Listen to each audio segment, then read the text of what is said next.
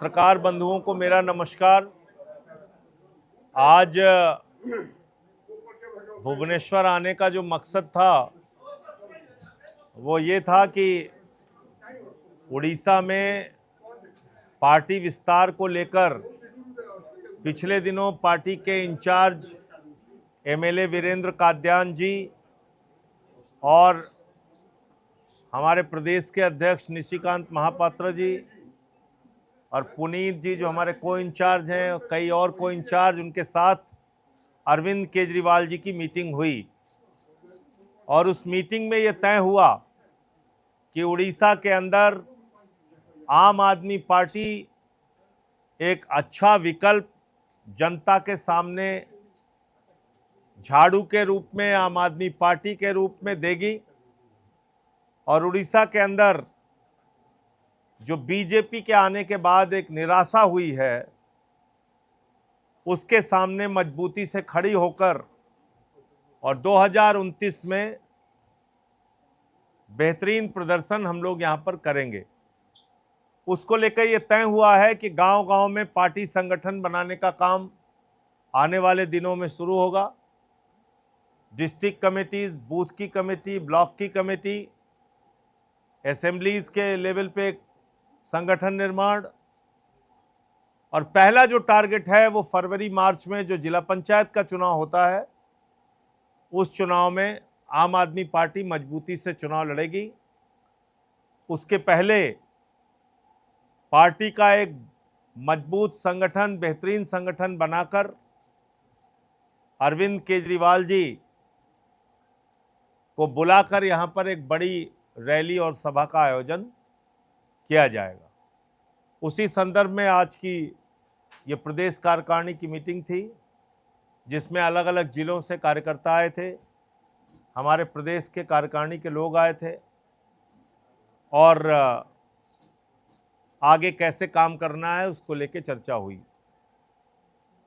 Double engine की जब सरकार बनी उड़ीसा में तो मोदी जी ने बहुत सारे वादे किए थे यहाँ के लोगों से और जो हमारे मुख्यमंत्री जी हैं, पता नहीं इनको याद है कि नहीं याद है,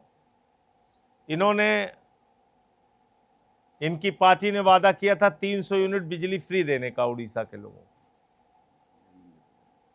धर्मेंद्र प्रधान जी जो हमारे शिक्षा मंत्री हैं उन्होंने भी कहा था और आज 2 साल पूरे हो गए लेकिन अब इनको अपना कोई वादा याद नहीं है।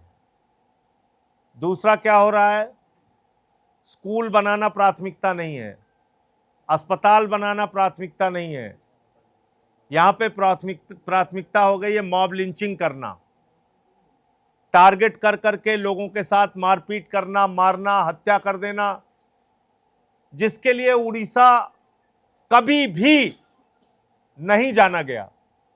उड़ीसा की पहचान कभी भी हिंसा के रूप में नहीं हुई, दंगे फसाद, लड़ाई झगड़े, मॉब लिंचिंग के रूप में नहीं हुई। आज उड़ीसा को बदनाम करने का काम बीजेपी का शासन कर रहा है। 4 महीने तक जीतू मुंडा को अपने बहन का मृत्यु प्रमाण पत्र बनाने के लिए भटकना पड़ता है और बाद में बहन का कंकाल लेके वो बैंक के सामने पहुंच जाता है। ये दुखद दशा है। बिजली के नाम पे स्मार्ट मीटर आ गया है जो एक लूट मीटर है, अनाप शनाप उसमें बिजली का बिल आता है। तो इसलिए ऐसे तमाम मुद्दों को लेकर जो जनता की जिंदगी से जुड़े हैं, आने वाले दिनों में हम लोग एक मजबूत आंदोलन उड़ीसा में खड़ा करेंगे, जनता के सवालों पर लड़ाई लड़ने का काम करेंगे। उड़ीसा के पास इतना खनिज पदार्थ है, इतना मिनरल है, कोयला हो, आयरन ओर हो, इतने प्लांट हैं यहाँ पे, तो रोजगार के लिए क्यों यहाँ के नौजवान को भटकना पड़े? जब यहाँ संसाधन है, प्राकृतिक संपदा है, तो नौकरियां यहाँ के नौजवानों को यही मिल सकती है, किसी दूसरे के सामने जाने की और हाथ फैलाने की जरूरत ही नहीं है। लेकिन बीजेपी की प्राथमिकताओं में न रोजगार है, न काला धन है, न सबको पक्का मकान देना है, न किसानों को दुगना दाम देना है। जितने भी वादे किए थे बीजेपी ने, सारे के सारे वादे पर फेल पार्टी है बीजेपी। और ये डबल इंजन एक कबाड़ा इंजन में तब्दील हो चुका है, जिसको बदलने का काम हम लोग आम आदमी पार्टी वाले करेंगे। मुझे अफसोस है कि भारतीय जनता पार्टी वो पार्टी है जिसके एक नेता ने पिछले दिनों उड़ीसा के गौरव स्वर्गीय बीजू पटनायक जी को CIA का एजेंट कहा। बहुत अफसोस की बात है। मैं उड़ीसा में पढ़ाई किया हूं, केओंझर में रहा हूं। बीजू बाबू उस समय मुख्यमंत्री थे, वो आए थे हमारे यहाँ, चीफ गेस्ट थे। और कितने बड़े नेता थे, उन्होंने क्या किया है उड़ीसा के स्वाभिमान के लिए हम लोग जानते हैं। उड़ीसा के सम्मान के लिए क्या किया हम सब लोग जानते हैं। और उनको बीजेपी वाले CIA का एजेंट कह रहे हैं। शर्म आनी चाहिए इन लोगों को, जिनको सन ऑफ इंडोनेशिया का खिताब मिला। वो शख्स जिन्होंने पाकिस्तान और भारत की लड़ाई के समय में हमारे अधिकारियों को कश्मीर के बॉर्डर पे पहुंचाया, पाकिस्तान के साथ लड़ते हुए 47 के समय में उन्होंने अपनी भूमिका निभाई। ऐसे व्यक्ति को आप CIA का एजेंट कह रहे हो। तो मैं उड़ीसा के लोगों से ये भी कहना चाहता हूं कि आप अपने स्वाभिमान, सम्मान और गौरव के साथ समझौता मत कीजिए। ये डबल इंजन की सरकार जहां कहीं भी आपको चोट पहुंचाने का काम करे, सड़कों पर उतरिए और लड़िए। क्योंकि आज चुनाव को कई प्रकार से हाईजैक भी किया गया है। हमने बंगाल में देखा चुनाव हाईजैक हुआ SIR के नाम पे। हमने बिहार में देखा हाईजैक हुआ चुनाव SIR के नाम पे। हमने दिल्ली में देखा मंत्रियों के घरों पर वोट बने हुए थे, 30-30, 35-35 वोट। हमने केजरीवाल जी के कॉन्स्टिट्यूंसी में देखा 40,000 वोट काट दिए गए थे और 4,000 वोट से वो चुनाव हार गए। हरियाणा में घपला देखा, कर्नाटक में घपला देखा, महाराष्ट्र में घपला देखा। आज चुनाव की प्रक्रिया को निष्पक्ष करने की भी लड़ाई लड़नी पड़ेगी, क्योंकि उड़ीसा में भी SIR शुरू हो गया है और यहां पर भी वही खेल चलेगा।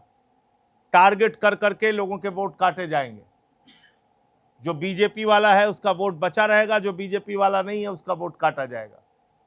तो इससे भी सावधान रहने की जरूरत है।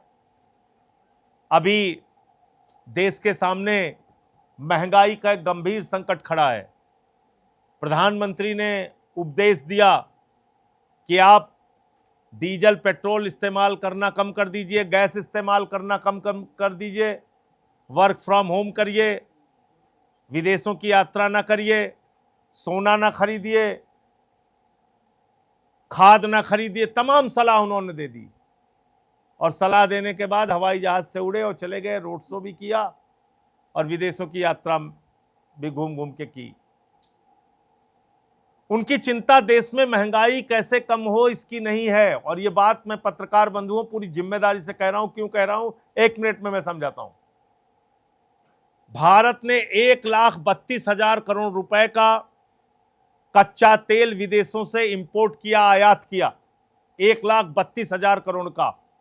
और जिस समय पूरा देश लाइन में खड़ा है, जिस समय लोग डीजल पेट्रोल के लिए मर रहे हैं, ऐसे समय में 52,000 करोड़ का पेट्रोल डीजल हमने हिंदुस्तान से बाहर एक्सपोर्ट कर दिया।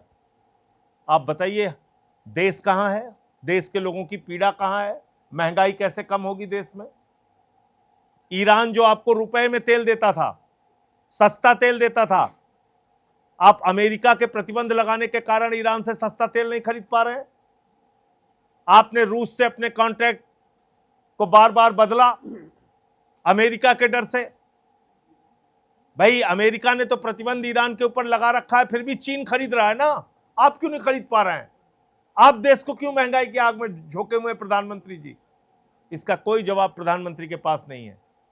इसलिए देश में महंगाई आई नहीं है, महंगाई मोदी के द्वारा लाई गई है। आपको सस्ता तेल खरीदना है, ईरान से खरीदिए, रूस से खरीदिए, अरब के देशों से खरीदिए। आप अमेरिका के दबाव में वेनेजुला से तेल खरीद रहे हैं। वेनेजुला से कितना मोटा कच्चा तेल वहां से आता है, उसको हिंदुस्तान में रिफाइन करने के लिए भी 1-2 रिफाइनरी है, बाकी रिफाइनरी नहीं है। आप ऐसा तेल वेनेजुएला से खरीद रहे हैं, कितने दिन में आता है? 56 दिन में। रूस से कितने दिन में आता है? 25 दिन में। ईरान से कितने दिन में आता है? 7 दिन में। आप 56 दिन से, जहां 56 दिन के बाद जो आपकी जरूरत पूरी कर पाएगा उस देश से आप तेल मंगा रहे हैं। आप अमेरिका से तेल खरीद रहे हैं, 50 दिन में अमेरिका से आता है तेल। तो इसका मतलब देश को आप जानबूझ के संकट में डाल रहे हैं, क्योंकि ट्रंप आपको डांट देता है। ट्रंप से आप डरे हुए हैं। भारत की स्वाधीनता को, भारत की जो आत्मनिर्भरता को गिरवी मत रखिए प्रधानमंत्री जी। आज मार्को रूबियो आया है, अमेरिका का विदेश मंत्री, वो कह रहा है वेनेजुएला का राष्ट्रपति हिंदुस्तान आएगा। भारत सरकार ने इसकी पुष्टि नहीं की, वेनेजुएला के सरकार ने भी इसकी पुष्टि नहीं की। अमेरिका का विदेश मंत्री बता रहा है वेनेजुएला का राष्ट्रपति आएगा दौरा करने। तो इसका मतलब हमारी सारी नीतियां अमेरिका में बन रही हैं क्या, और मोदी जी के दोस्तों के लिए बन रही हैं क्या? प्रधानमंत्री इंडिया के लिए काम कर रहे हैं कि अडानी के लिए काम कर रहे हैं? अभी अडानी को एक मामले में बरी किया गया अमेरिका के कोर्ट के द्वारा। मैं पत्रकार बंधुओं आपसे चाहता हूं, यह विषय बीजेपी वालों से पूछिए। मोदी जी कहते हैं डॉलर मत खर्च करो, डॉलर बचाना है। कितने डॉलर इन्वेस्ट करने जा रहा है वहां पे? $10 बिलियन खर्च करने जा रहा है। $10 बिलियन। कौन? मोदी जी का दोस्त अडानी। रिश्वतखोरी से बचने के लिए $10 बिलियन अमेरिका में वो इन्वेस्ट करने जा रहा है। देश के लोगों से कह रहे हो डॉलर बचाओ, और अपने दोस्त से कह रहे हो अमेरिका में इन्वेस्ट करो। कितना? 97,000 करोड़ रुपए। 97,000 करोड़ रुपए अमेरिका में इन्वेस्ट करने जा रहा है मोदी जी का दोस्त। हिंदुस्तान में ना रोजगार है, ना इन्वेस्टमेंट है, ना आपको देश की चिंता है। आप खाली जहां जाते हैं अपने दोस्त के लिए काम कर रहे हैं। तो ये तमाम ऐसे मुद्दे हैं, महंगाई से जुड़े हुए, उड़ीसा से जुड़े हुए, और आम आदमी पार्टी की पहचान है मुद्दों की राजनीति करना। हमने जहां भी सरकारें बनाई हैं, चाहे वो दिल्ली हो या पंजाब हो, हमने बिजली पे, पानी पे, शिक्षा पे, स्वास्थ्य पे काम किया है, और हमारी प्राथमिकता उड़ीसा में भी यही रहेगी। जितनी भी ताकत मिलेगी हमको, हम उसी के लिए काम करेंगे और मुद्दों की बात करेंगे। मुझे इतनी बात कहनी थी। आपके कोई प्रश्न हो आप पूछ सकते हैं।